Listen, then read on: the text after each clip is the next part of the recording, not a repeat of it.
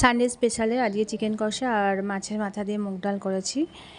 তো সেটা আজকেরই মেনু। তো আজকে ভাত দিয়ে চিকেন কষাটাও ভালো লাগবে আর রুটি দিয়েও ভালো লাগবে। আর একটা মাছের মাথা ছিল, ওটা ডালটা সেদ্ধ করে রেখেই দিয়েছিলাম। আর আদা রসুন পেঁয়াজ একটু পেস্ট করা ছিল, তেলের মধ্যে ভালো করে নেড়ে মাছের মাথাটা দিয়ে ভালো করে কষে নিয়েছি।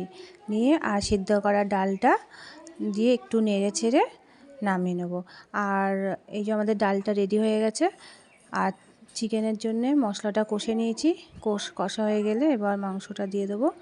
দিয়ে ভালো করে নুন হলুদ দিয়ে, আর মশলা হচ্ছে আদা রসুন পেস্ট আর জিরে গুঁড়ো ধনের গুঁড়ো সব কিছু দিয়েছি।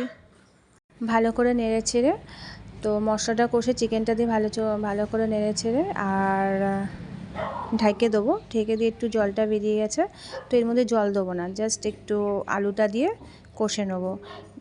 আর একটু ঢেকে রান্না করব যাতে চিকেনটা আর আলুটা একটু নরম হয়ে যায়, গলে যায়, তো খেতেও টেস্ট হবে।